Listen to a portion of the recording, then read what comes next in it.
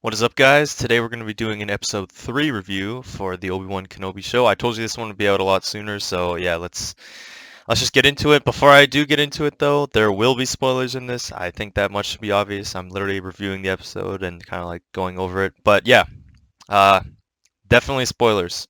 With that, let's jump into it.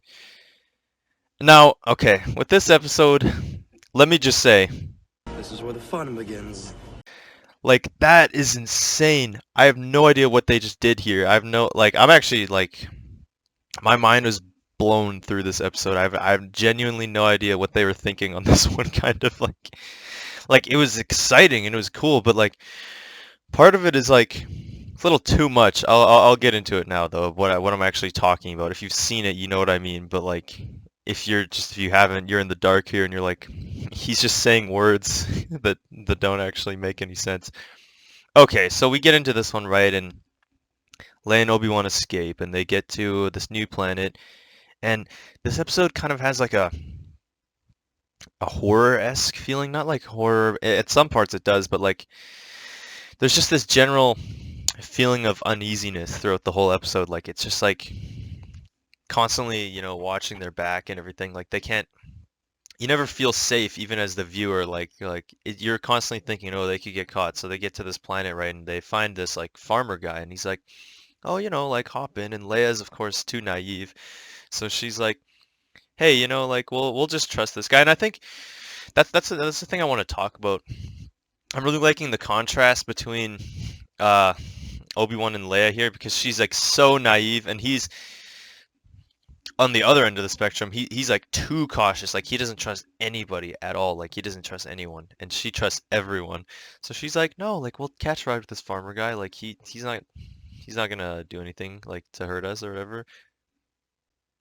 However, she's not exactly right, as we'll see. So they get in the back of the truck, and this guy's, you can tell he's a little suspicious, but he seems like a nice enough guy. Later, they end up picking up some stormtroopers, and the guy's like, "Oh, I know the stormtroopers. Like, we're gonna give them a ride." So they get in there and they start asking. Of course, there's a code name, and they're calling Leia Luma. So they're like going, and he accidentally calls her Leia when he actually talks to them, because they get into a little bit of an argument. And he's like, Leia, like they know what they're doing, or whatever. He's just trying to like make it seem as normal as possible. And the stormtrooper's like, "Hey, you called her Leia." We're like, uh-oh. But he saves it. He's like, hey, that was their storyline is that they were visiting, the mother's grave and they lost her, and it's a really hard time for the family. And he's like, her mother's name was Leia, and so, I like look at her and sometimes it reminds me of her mother. And the stormtroopers are like, oh, okay, well. But they're all looking for Obi-Wan at this time, right? But somehow they don't recognize him. They're like, oh, well, if you see a Jedi, like, let us know. And he's like, yeah, of course. It's like, yeah, it's literally him. But, they all get off, so crisis averted there. They keep going, come up to like another stormtrooper outpost, and they stop the truck. And the guy's like, turns out, yeah, farmer guy that picked them up, he was evil. So he's like, yeah, I got something for you to check out, to like stormtroopers, and he's like, so he basically sells them out, and then they get into a big fight, and he shoots people with the blaster again and all that. And I'm still waiting for a so uncivilized, but it hasn't come yet, and I'm really disappointed, but maybe they'll do it. I'd be really happy if they did. Um, what next? Yeah, then they keep going. They finally someone saves them. Like they're about to get into this probably a huge fight, and like one of the Imperial officers saves them, and it's like, oh, it was someone in disguise, and that was their contact that they were supposed to meet from the last episode, but Obi-Wan didn't trust the guy who told them that they had to meet this person, so he was like, "Oh, they're probably not coming. Let's find our own way there," which is why they ended up hitching a ride with the farmer. They do find their contact. They get into this safe room, and it turns out that this lady had been, and everyone else, or that's part of that kind of society, is helping tons of Jedi escape like off planet and go through different like routes. So they've got like a whole back room, and they go there. I open it up, but Obi-Wan's like, he's like, he can't go yet because the Inquisitors have arrived. He's like, he feels something. He feels a presence. Guess who? Darth Vader. He feels that presence, and so he just can't bring himself to leave.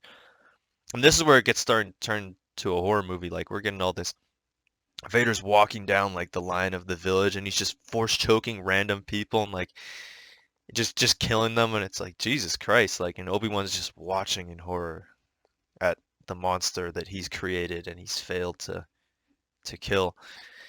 And then he can't leave. He should have been gone through the tunnel. They probably could have escaped, but he just can't bring himself to stop watching, and he looks at Anakin the whole time like paralyzed with fear, and he can't bring himself to go. So Leia and the other lady, they start trying to go like by themselves. He tells them they have to go along.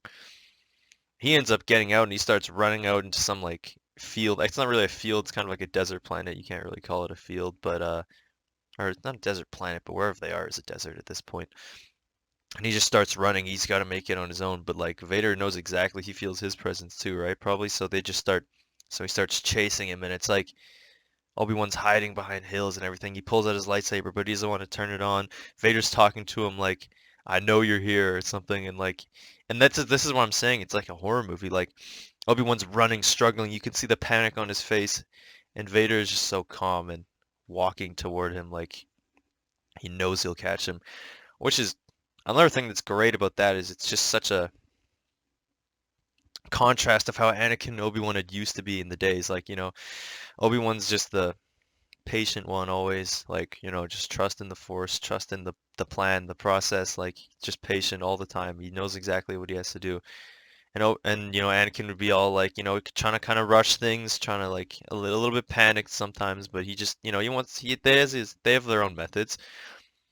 But it's that role reversal here where Obi-Wan is just terrified and panicking and he's trying to run away and hide from Vader, but Vader is just calm as he walks through and he tries to find him. So eventually he does find him and they pull out the lightsaber and you can tell, first of all, you can tell Obi-Wan has not used the lightsaber in 10 years and like, but thing is he doesn't want to. He doesn't want to use that. The thing is probably that it took probably everything out of him to kill Anakin the first time, but it didn't even work. Not only is he weaker physically, but he's weaker mentally. He doesn't want to fight. Like you can tell of course it's their style is that Vader's on offense and Obi-Wan will be defending, but it's more than just that. It's like he's basically just blocking the attacks just to save his life. He's not even trying anything else. Like he's just basically scared, and he's like a scared like a victim in this situation, just like the predator and prey. He's just blocking everything, like but he can't bring himself to strike back. Whether it's not just that he's physically weaker at this point, but it's just that he can't fight, especially Anakin. Like it probably took everything out of him, to fight him the first time, and now he has to do it again. He can't do it. So it's actually a pretty like powerful scene. But the whole time I'm thinking though, I was a little mad about this episode because I had said previously I never wanted them to like meet each other and fight, right? Because it kind of like it makes more sense if like that fight on Mustafar was the last time they fought before A New Hope. So it's like to me it kind of ruins it, but I mean it is a cool episode and everything. So, but yeah, the whole time like I'm only starting to realize now how like cool and powerful of a scene it is that like their roles are reversed and it's just that Obi-Wan's too scared and it's all that and it is like a horror movie, like he's just chasing him down. But I was just mad the whole time. I'm like, are they really doing this? Like, it's episode 3, dude, and like they're already like Vader's here and he's met him, and it's like what? Like, I don't, I kind of just don't understand what they were doing there. It's like they've reached the peak already. I don't know how they're gonna top that. I don't know what they're gonna go like continuing on from here. What the plan is? Like they technically fought each other with the lightsaber. I was waiting for the whole time for them to reveal it was like a dream or something, but that never happened.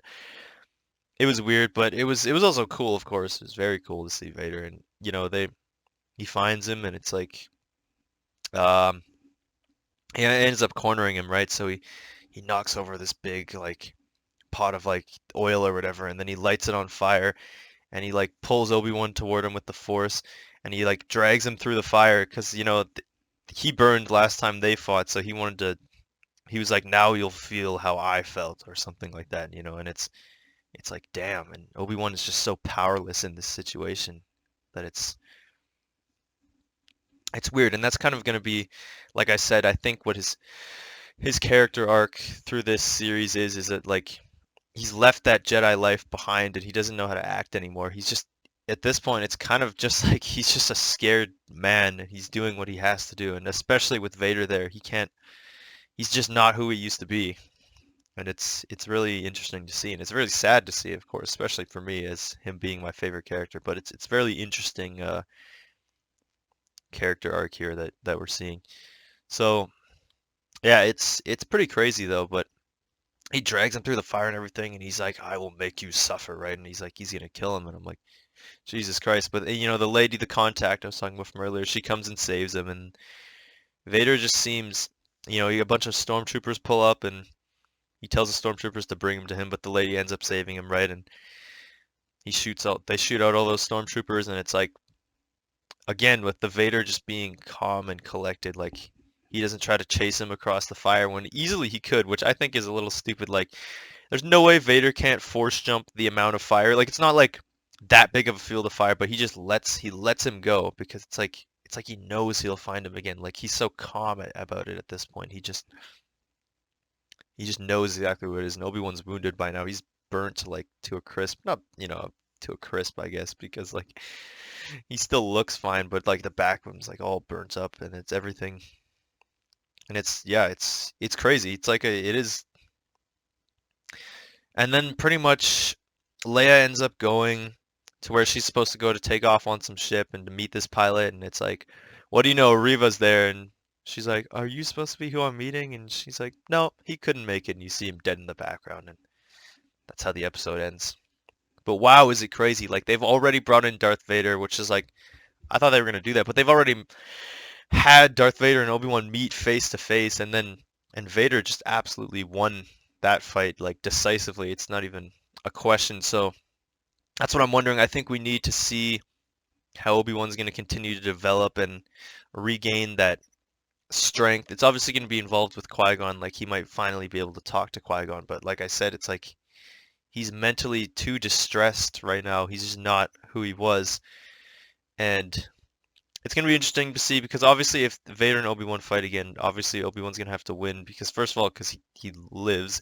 And but like you know that line like when I left you I was but the learner, now I am the master. Like that has to happen, of course. So like it wouldn't really make any sense if Vader was already powerful enough now to win, whereas would kind of make sense because Vader's in his prime at this point and Obi-Wan's far past it. But that line just wouldn't really make any sense other than if Obi-Wan kind of ends up being the winner of whatever final duel they have. So I'm very interested for next week's episode. That was definitely a big cliffhanger too. So I'm like, thanks Disney. And this time I'm not super late watching them, so I've got to wait all the way until next Wednesday. But yeah, this episode was insane, absolutely insane. Like there's Vader here, he's dragging him through the fire. It's like a horror movie. There's just so much uneasiness through the whole episode. That's kind of the theme I'd give it. Like with the stormtroopers, you don't know if he's gonna get caught. You don't know if anything, and like definitely that's what I'd say. And Obi-Wan has a lot of he's got his work cut out for him through the next couple episodes or few episodes here. So yeah, that's my review of that for now. Like I said, I'll be reviewing all of these Star Wars Obi-Wan Kenobi episodes as they come out. So we'll have 3 more reviews after this. If you enjoyed this one and you want to see the rest of them or just check out some of my other content if you want, like and subscribe, and I'll see you guys in the next one, which I'm very excited for.